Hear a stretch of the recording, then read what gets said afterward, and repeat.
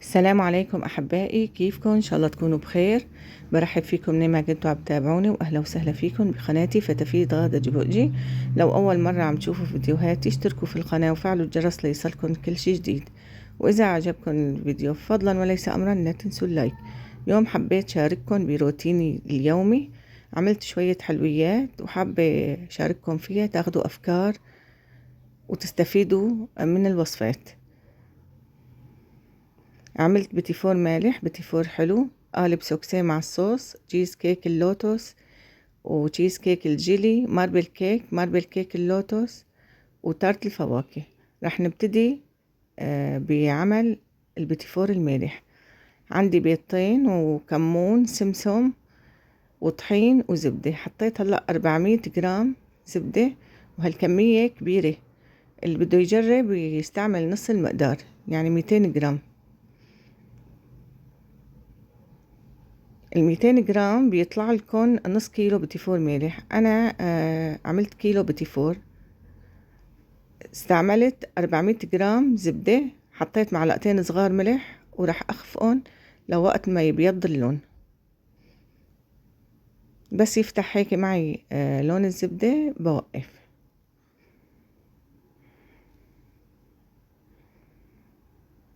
راح اضيف بيضتين كمان، بخفق لوقت ما يختفوا. واللي ما عنده مضرب بصير على الايد، مضرب اليدوي بصير.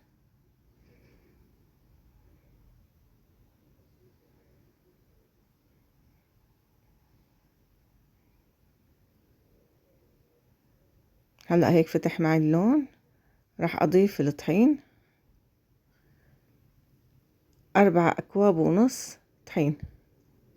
200 جرام زبدة بدها كاستين وربع طحين، وممكن تحتاجوا لمعلقة زيادة أو معلقة ناقص حسب نوعية الطحين. أنا هون ضفت 4 كاسات ونص طحين،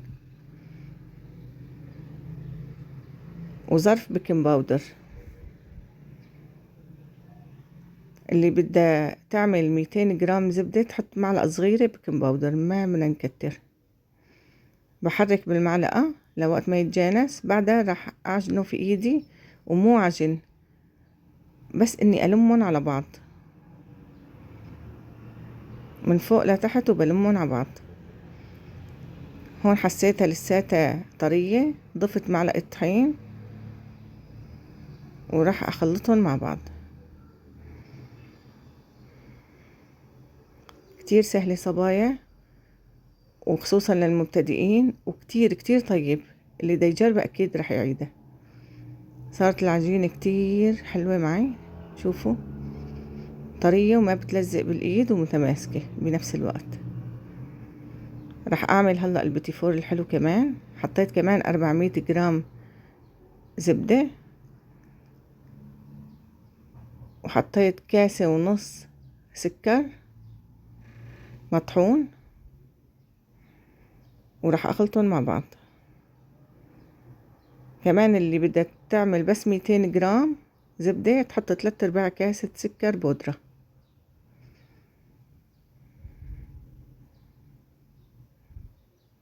هالمقدار للبيتي فور الحلو عطاني 1.5 كيلو بيتي فور حلو. هون بيطلع أكتر لأني عم نزيد الشوكولا فوقه، فوق البيتي فور، وبتيجي الزينة كمان فبيعطي وزن أكتر. هيك بيض اللون. هلأ كمان بضيف بيضتين، نفس طريقة البيتي فور ملح، بس هون إله سكر. هونيك حطينا معلقتين صغار ملح. مع البيض أكيد لازم الفانيليا، حطيت فانيليا ظرفين. كمان بخلطن لوقت ما يختفي البيض عندي تماما.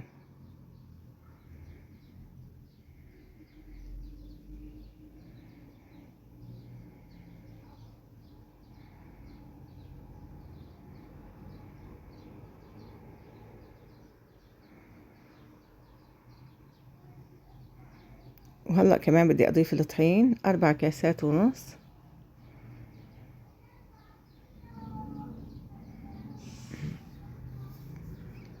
وظرف بيكنج باودر كمان. الظرف يعني معلقتين صغار.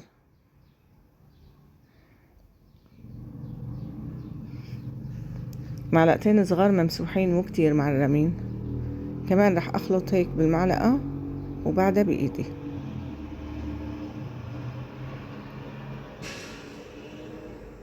هون بعد ما خلطت بايدي رح اقسم العجينة لقسمين، قسم احط له كاكاو، شوفوا لساتها طرية لاني رح اضيف كاكاو ورح اضيف طحين للتاني، لساتها بتلزق.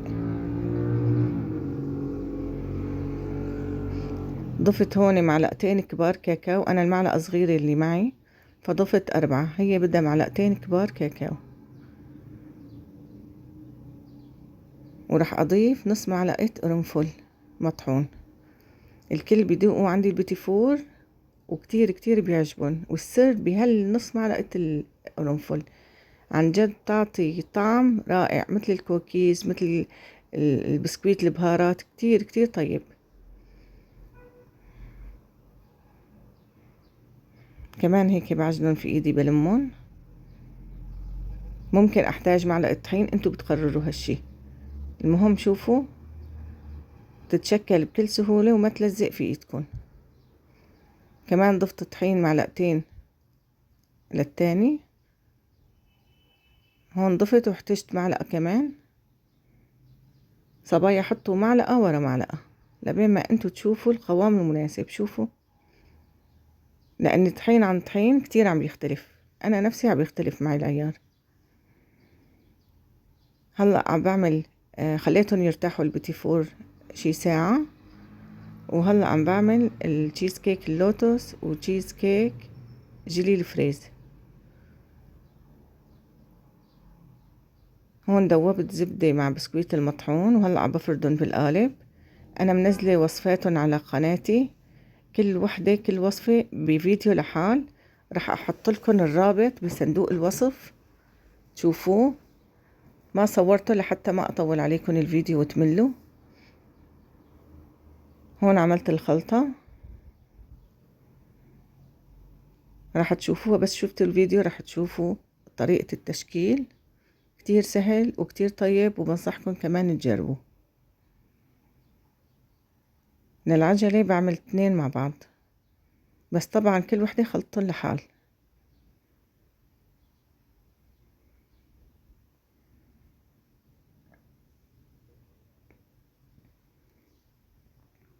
بحاول أواسي السطح لحتى يطلع معي الشكل مرتب.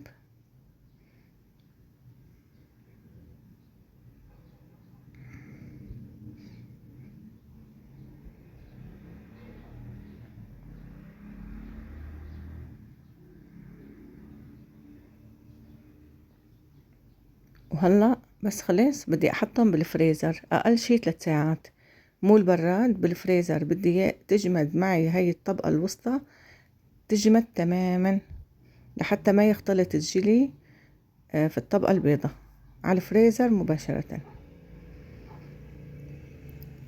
عندي كمان هلا بدي اعمل قالب السوكسي مع صوص الشوكولا، كتير كتير طيب وكتير سهل، بنصحكم تجربوه. انا جبت هذا البسكويت طيب واوفر، بشتريه يعني بالكيلو. قسمتهم، بدي بسكويت 600 جرام، 600 جرام. وهلا راح اعمل الخلطة. بدي اعمل اضيف هلا 3 معالق كاكاو كبار، وفنجان سكر، فنجان قهوة سكر، 3 معالق كاكاو مر خام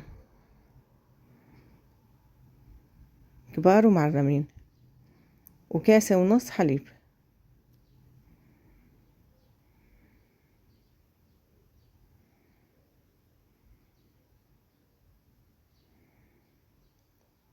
بخلطهم على البارد وبحطهم على النار لبين ما يتجانس معي الخليط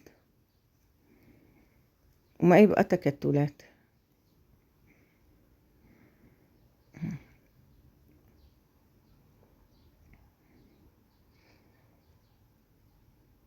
هلأ بضيف معلقة زبدة لورباك أو أي زبدة تكون حيواني وتكون طيبة، تعطي كتير طعم طيب. أهم شي تكون زبدة طيبة.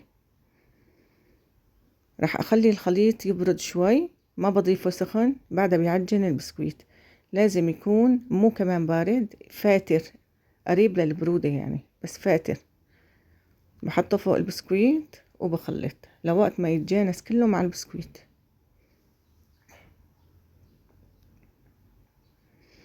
هيك تجانس مع بعض. راح اجيب قالب واحط له هذا كيس نايلو عندي، فتحته وظبطته هيك.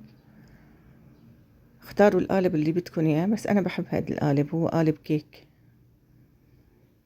اي قالب عندكم، بس اهم شي حطوا الكيس النايلو لحتى تحسنوا تقلبوه بسهولة. وبكبسه كتير لتحت ليعطيني شكل القالب وما يبقى فراغات من تحت. هلأ بسكره منيح وعلى الفريزر. بتحسنوا كمان تعملوا هالعملية قبل بيوم، قبل بأسبوع، المهم يكون مغلف. أنا عملته قبل 3 ساعات،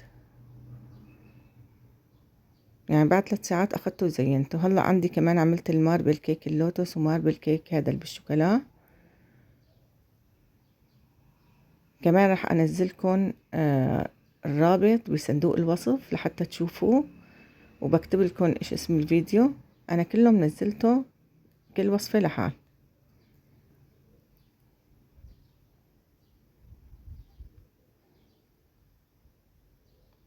بس إني حبيت شارككم روتيني اليوم. إذا عجبكم شجعوني، اكتبولي بالتعليقات لحتى أنزلكم كمان وكمان. راح أعمل ماربل كيك اللوتس. هن نفس هاي الخلطة نفس الخلطة، بس الخلطة اللوتس بنحط لها معلقة صغيرة من زبدة اللوتس، وفعلا بتغير كل الطعم. والتزيين رح يكون كمان باللوتس. والماربل كمان البسكويت اللي له بسكويت عادي وبسكويت لوتس، يعني الطعم بختلف تماما. وحبيت حتى التشكيل تكون مختلفة. شوفوا الطريقة ما أحلاها وسهلة كتير.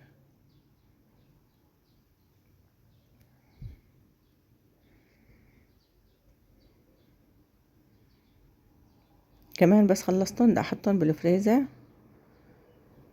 وممكن في البراد، بس أنا هون الوقت عندي قصير، أنا عم بشتغل بالليل وتاني يوم الساعة 1 بدي أسلمهم للزبونة، فلازم يكونوا جمدانين. كمان عملت تارت بس ما لحقت أصوره، رح أنزله بفيديو لحال، أنا هذا ماني منزلته، تارت الفواكه. وعملت ميني ماربل اللوتس. شوفوا هالقوالب ما أحلاهن. رح أنزلكم كتير وصفات في هالقوالب، بنصحكم اشتروا منه وتابعوني. رح نعمل وصفات كتير حلوة فيهم، شكلهم كتير حلو.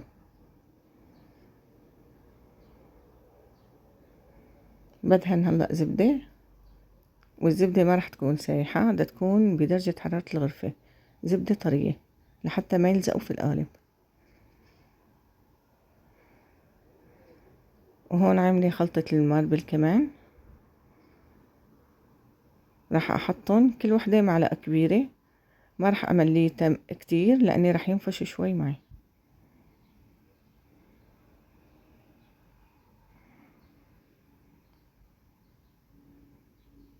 شوفوا سمكة الخلطة.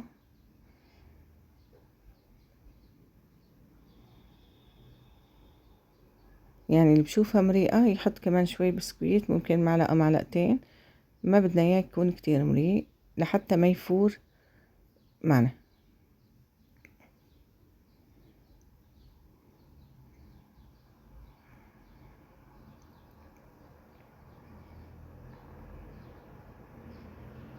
شوفوا ما مليتهم كتير. هلأ بجيب صينية، ما بينحطوا لأني لحالهم بالفرن كتير رقيق.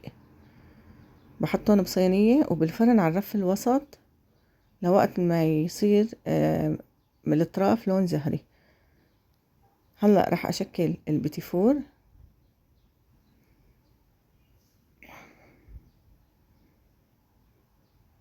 كل هالشغل أنا عم بشتغله بالليل،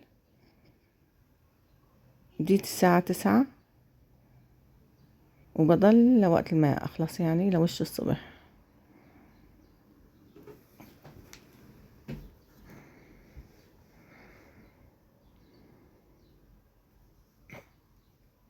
شوفوا سمكة البيتي فور عندي، هذا البيتي فور المالح.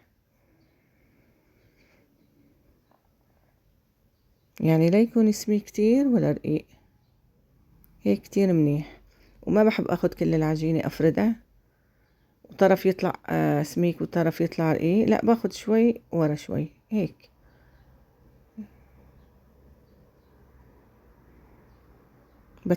بتحكم بالسماكة اللي بدي اياها. عملت شكل الوردة وعملت مدور. هلأ بجيب صفار بيضة، اخد معي هالمقدار صفار بيضتين، وبدهن الوش. وما تدهنوا كله، شوي ورا شوي لاني بينشف قوام، لحتى نحسن نلزق الكمون المطحون وحبة البركة يلزق عليه. اذا نشف ما بيعود بيلزق. هون خربطت حطيته هنيك، كمان عم بيهر هيك كتير، قلت يلا بعمل بايدي احسن.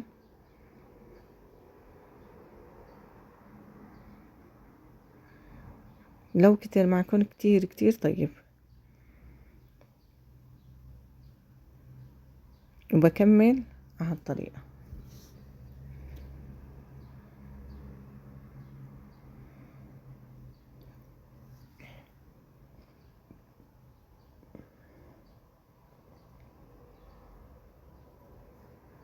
هاد سمسم ابيض، انتبهوا الاسمر ما كتير طيب، السمسم المحمص هاد اطيب.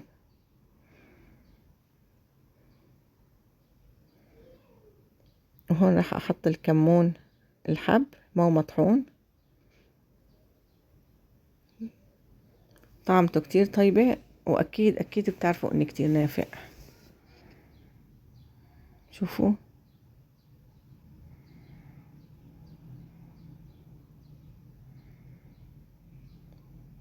راح اكمل هدوليك كمان بنفس الطريقة.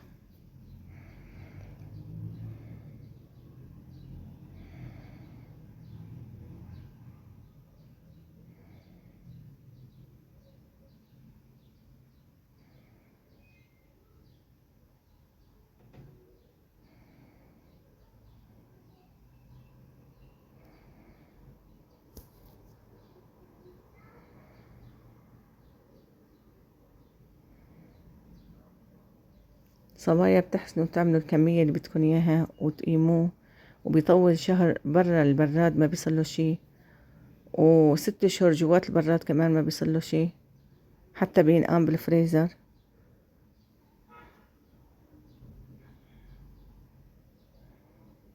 انا بعمله وبخليه جمعة 10 ايام، يعني بيضل على الطاولة بناكل منه وبتحسوا كأني هلأ معمول تازة.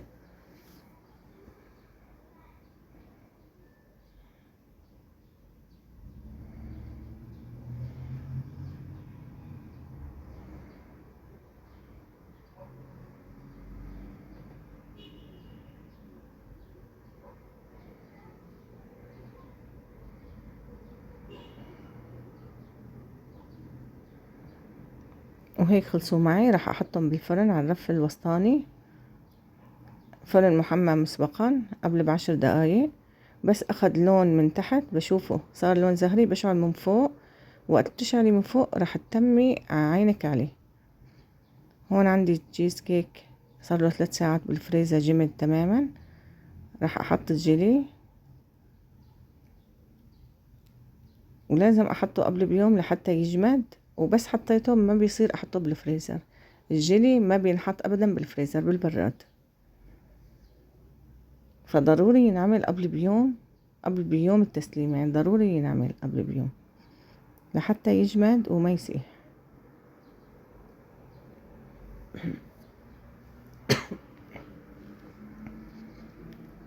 هدول طلعوا من الفرن، شوفوا اللون، ريحتهم ما بحسن اوصف لكم، بتشهي. سخن ما عم بحسن اشيلهم بايدي، بس حبيت اورجيكم اياه. راح اعمل بيتي فور الحلو هلا.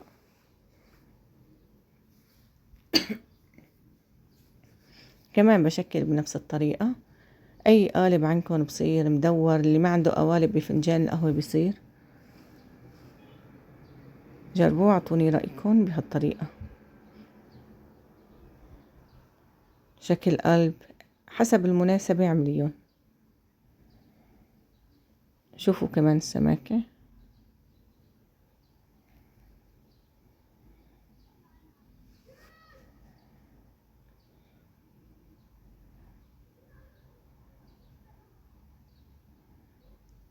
راح أصفهم وأتابع بنفس الطريقة.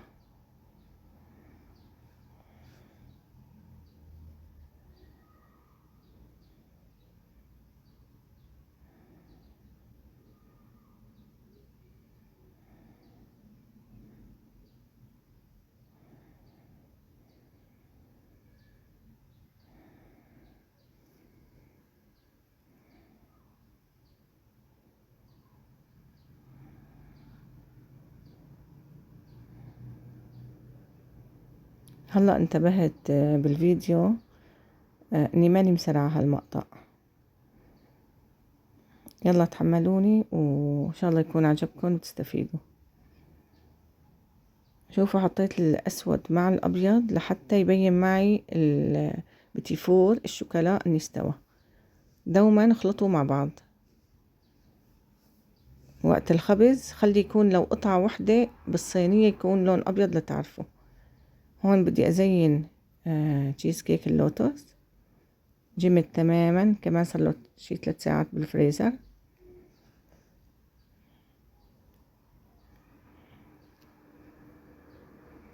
كمان وقت اللي بحط اللوتس بحطه في البراد، ما بحطه بالفريزر. بس حطيته بالفريزر جربت قبل هالمرة، هو ما بيصير له شي، بس وقت طالعوه بيعرق من فوق وبيصير عليه هيك بدمع، بصير نقط نقط مي، فشكله ما بيصير حلو. لهيك بس حطيته خلاص بحطه في البراد. هون مسيحته، زبدة اللوتس مسيحته.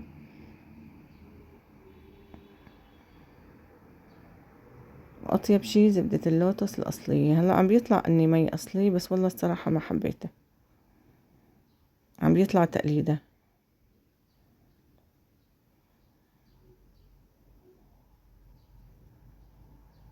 ما رح كتير نبالغ في التسويت السطح، لأني عنا الطبقة النصينية جمدانة، فالزبدة رأسا عم تجمد.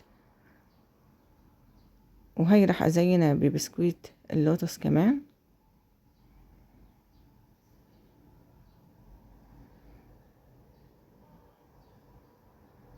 وعندي كمان بسكويت أنا طيحنته من قبل، رح أحطه على الأطراف.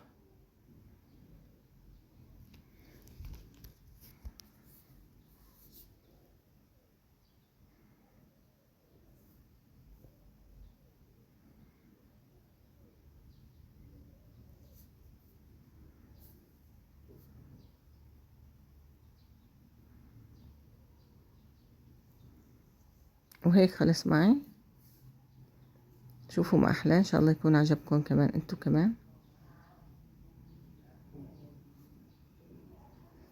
حطيته هلأ في البراد. وهذا البيتي فور طلع معي بعد الخبز، ما شاء الله طلعت كمية وفيرة. وهذا بيتي فور المالح كمان. هلأ رح أزين البيتي فور الحلو. حطيت شوكولا، دوبتها شوكولا خام، بدكم بالحليب بدكم مر اللي بدكم اياه. وحطيت معلقتين زيت نباتي لحتى يعطي لمعة حلوة. وعندي هذا الفرماسيل وكريسبي الشوكولا، وعندي فستق سوداني طحنته بس خليته شوي خشن. ممكن بندق، اي شي عندكم، ممكن جوز الهند، ممكن كمان فستق مجروش، اي شي ممكن تزيني فيه. انا حبيت ازين بهدول.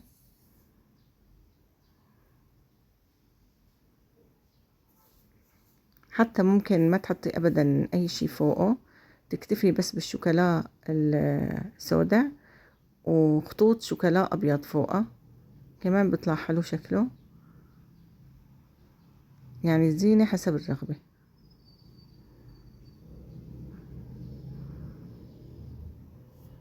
راح اكمل كلهم بهالطريقة. شوفوا ما احلاهم.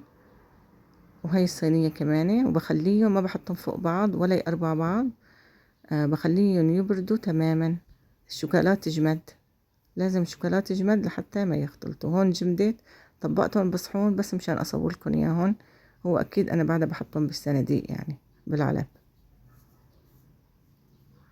بس حبيت صوركم اياهم هيك بشكل مرتب.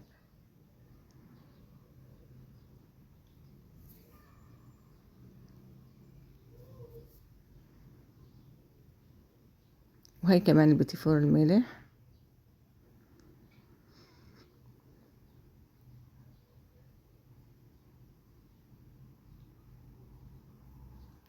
وهلأ رح ازين كمان الجيلي، افكه من القالب.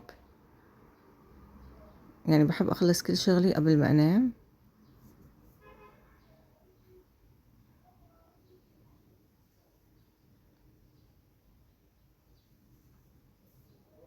هون صار تقريبا وش الصبح وجمد طبقة الجيلي. بحط الريبان وبزينه كمان بحبات الفراولة، بس وقت اللي بدي ابعته ما بدي اخليه تقل فوق الجيلي، وبرجعه كمان للبراد.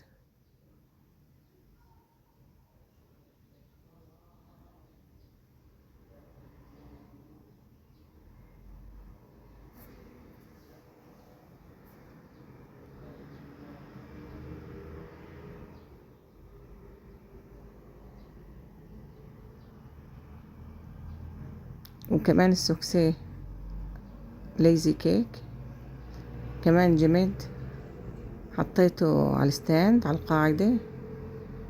كان ما موجود عندي غير هالقاعدة اللي لونها اسود، هو بالعادة بحطه بغير لون. عملت جناش شوكولا، 100 جرام شوكولا سيحتهم مع كريمة مخفوقة. بتعملوا السماك اللي انتو بدكن اياها.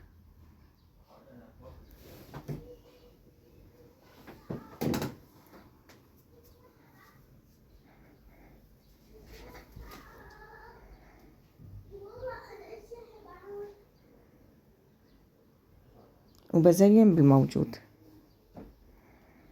حطيت كريسبي شوكولا فوق.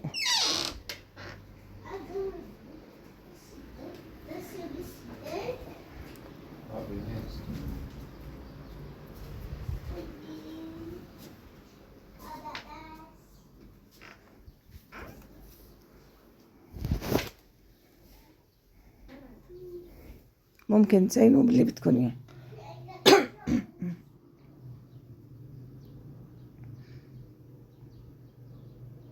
احيانا بحط ورود بعجينة السكر حسب لون مثلا زهري اذا بنت، او اذا صبي ممكن لون ريشي كمان بيطلع، او ذهبي. هون عندي هاي الزينة زينت فيها، زينت بالسكر لون السيلفر كمان حلو.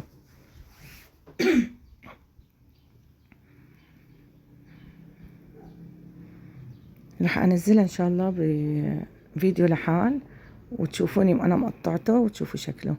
هون صار الصبح والجو كتير حلو، بس في شوية غبرة.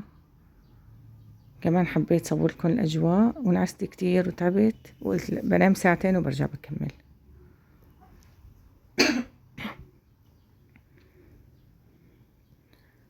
هون بعد ما نمت وفقت، هاي بزين التارت. عملته من امبارح التارت، بس الزينة رح تكون تازة، ما بعمله ابدا قبل بيوم. الفواكه بتدبل،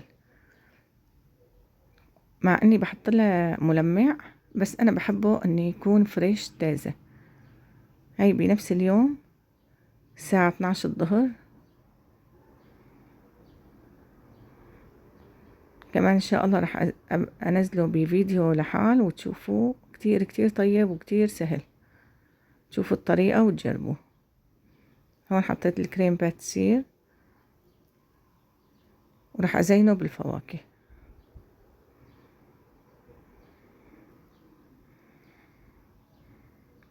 الزينة حسب الرغبة مثل ما بتحبوا، ممكن الفواكه الموجودة عندكم. انا زينت بالفراولة وحطيت اناناس وتفاح وموز. هلا بالعادة بحط كيوي، بحب لونه، يعني لون الاخضر مع هي كتير بيعطي جمالية. بس ما لقيت جنبي، فاكتفيت في هالزينة.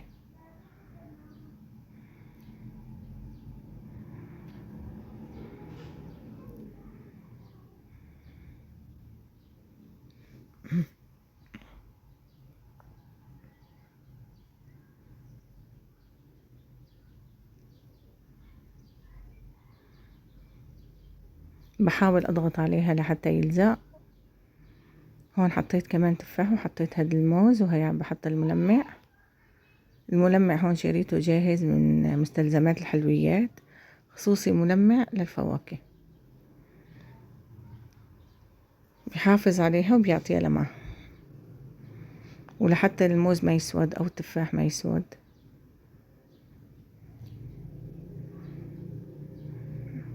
هيك خلص معي التارت.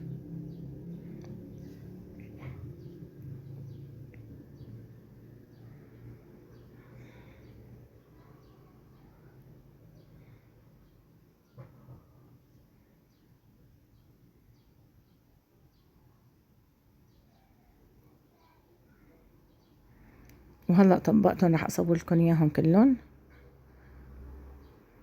هاي التارت، وهاي الماربل زينته بالبسكويت، والتشيز كيك زينته بحبات الفراولة. كان مطلوب مني قالبين سوكسي، عملتهم كمان. ان شاء الله يكون عجبكم الفيديو.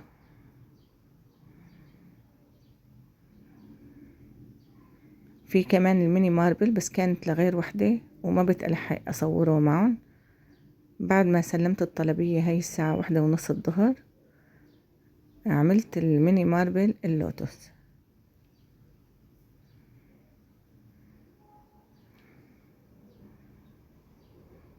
ردت اصور لكم وانا عم بحطهم بالكراتين وبطبقهم، بس كتير كنت متأخرة ومستعجلة. جوزي ساعدني الله يعطيه العافية، ما بقي وقت اني اصور. شوفوا بنقلبوا معي بكل رياحة، لاني حيطلن زبدة وطريات وبياخدوا العقل. وهي خلطة الماربل كمان، هو نفس طريقة الماربل كيك اللوتس الكبير، بس هوني عملتهم ميني صغار.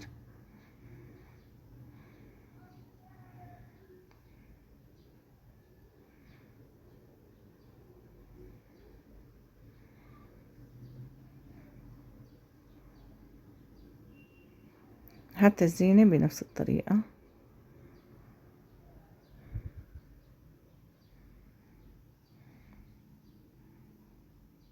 هاي ابني بده وحدة، بس شافني عم بعمل شي بكل شي بده، ما بصير ما يتسلط، ويا ريت بياكل يعني.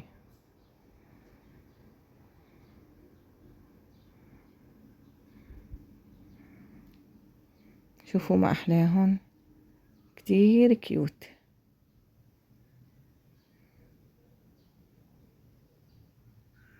هدول كمان ممكن تعمليهم هيك وتحطيهم بالبراد بالفريزر، بيتموا كمان اسبوع بالفريزر ما بيصلون شي. بس اهم شي بدك تكوني مغلفتيهم طبعا، وما يجي شي فوقهم لاني بيخرب شكلهم. بده يكونوا مغلفين بصندوقة، والصندوقة محكمة الاغلاق يعني بستريتش. وهيك خلص معي الفيديو. شوفوا هدول ما احلاهم، كتير كيوت وكتير حلوين، طعم وشكل. ان شاء الله يكون عجبكم الفيديو. عملوا لي لايك واعطوني رأيكم بالتعليقات، بحبكم كتير.